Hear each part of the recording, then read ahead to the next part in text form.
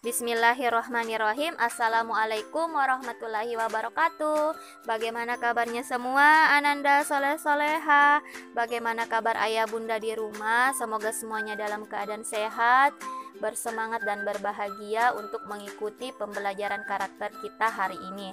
Alhamdulillahirabbil alamin, karena kita masih diberi kesehatan dan kesempatan sehingga masih bisa mengikuti pembelajaran karakter hari ini pada hari Rabu tanggal 21 Oktober 2020. Nah, Ananda soleh-soleha, sebelum kita mulai pembelajaran hari ini, Ananda semua jangan lupa untuk berdoa supaya kegiatan kita diridhoi Allah, diberkahi Allah, dan selalu dimudahkan setiap langkahnya. Amin, amin ya rabbal alamin. Nah, alhamdulillah hari ini kita sudah melangkah ke pilar kedua, yaitu bertanggung jawab. Sebelumnya kita sudah belajar tentang disiplin. Semoga pembelajaran sebelumnya dapat kita terapkan sebaik-baiknya di kehidupan kita sehari-hari. Amin.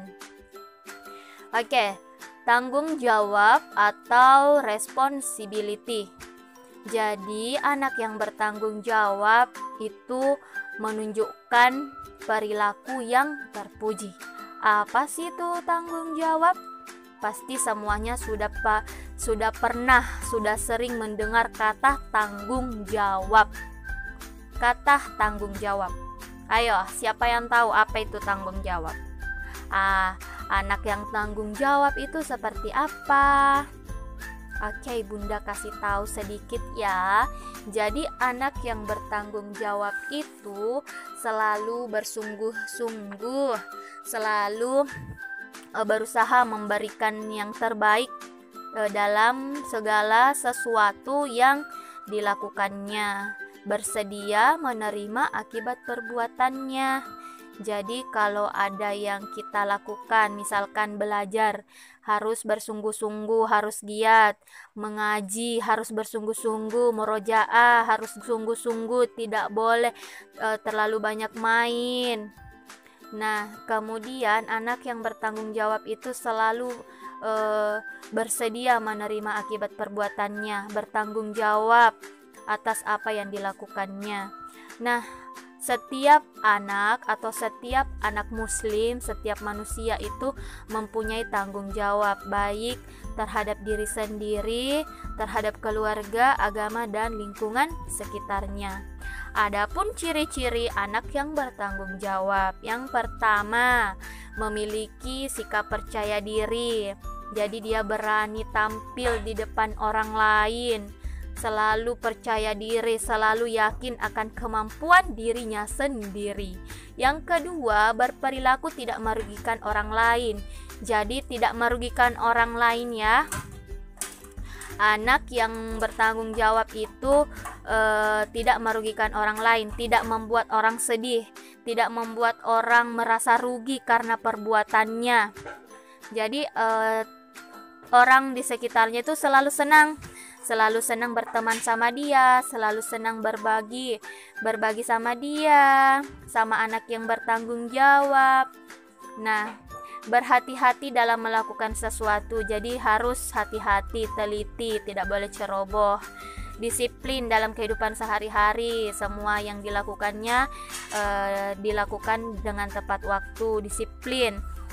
Misalkan beribadah, sholat 5 waktu dengan sholat 5 waktu dengan tepat waktu, bersikap tenang dan berpikir positif, jadi tidak terburu-buru dalam melakukan sesuatu, selalu tenang, tidak panik, selalu berpikir positif, selalu berpikir yang baik-baik. Nah, oke, coba sekarang Bunda mau tanya, apa saja yang dapat Ananda lakukan sebagai anak yang bertanggung jawab, misalkan di rumah? Apa sikap atau perilaku yang Ananda lakukan sebagai anak yang bertanggung jawab di rumah? Misalkan apa? Hayo. Misalkan membereskan tempat tidur, membereskan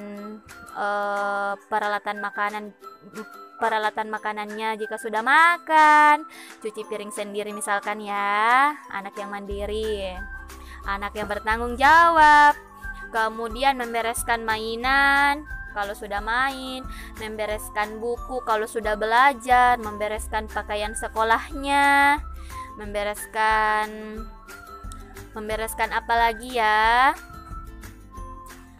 Membereskan tempat tidur tadi sudah ya. Jadi sopan santun kepada orang tua itu juga tanggung jawab.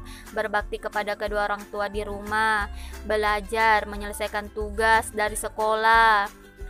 Jadi bukan hanya tugas di sekolah yang diselesaikan dengan penuh tanggung jawab, tapi amanah dan tugas yang diberikan orang tua juga harus diselesaikan dengan baik, dengan bertanggung jawab. Kalau di sekolah, apa tanggung jawab tak?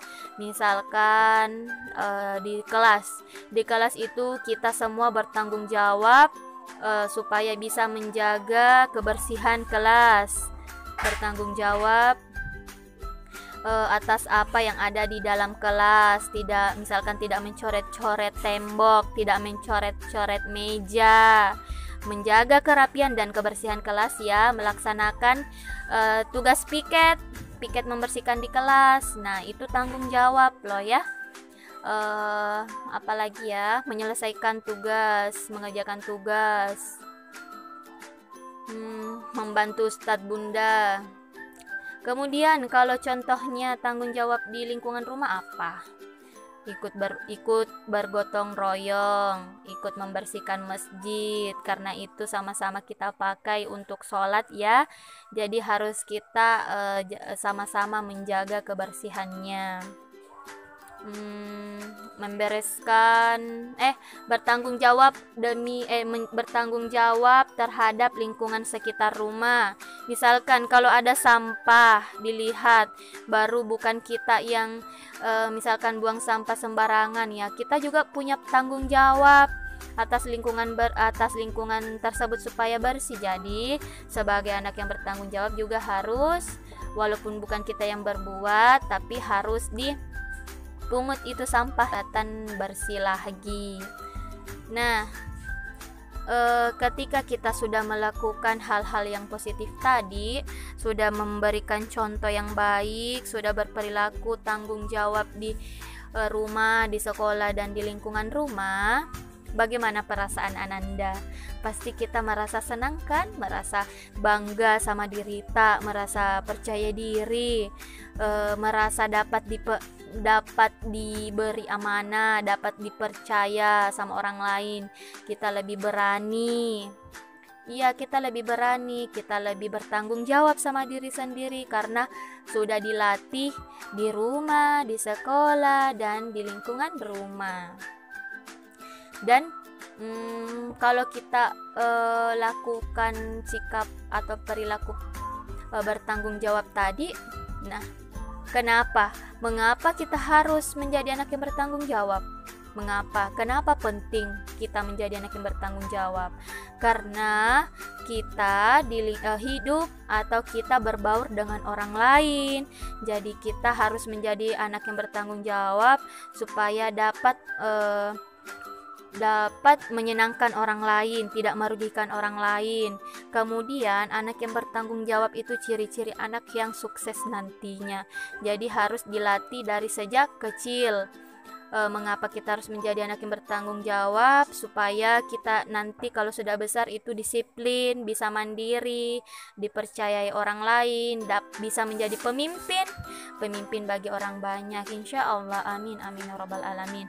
Oke, Nanda saleh-salehat, tadi Bunda sudah jelaskan sedikit tentang arti tanggung jawab, contoh-contohnya, dan mengapa kita harus menjadi anak yang bertanggung jawab, dan bagaimana perasaan kita setelah menjadi anak yang bertanggung jawab. Jadi untuk hari ini tugasnya adalah menuliskan masing-masing dua contoh sikap tanggung jawab di rumah, 2 contoh sikap tanggung jawab di sekolah, dan 2 contoh sikap tanggung jawab di lingkungan rumah. Oke, Masya Allah. Semoga tugasnya tidak memberatkan, semoga Ananda dimudahkan menyelesaikan tugasnya. Amin amin ya rabbal alamin. Sampai jumpa di pembelajaran selanjutnya. Bunda minta maaf jikalau penjelasan Bunda kurang jelas. Kalau ada ingin ditanyakan silahkan bertanya di WA di Japri Bundanya ya. Sampai jumpa di hari Rabu selanjutnya insya Allah.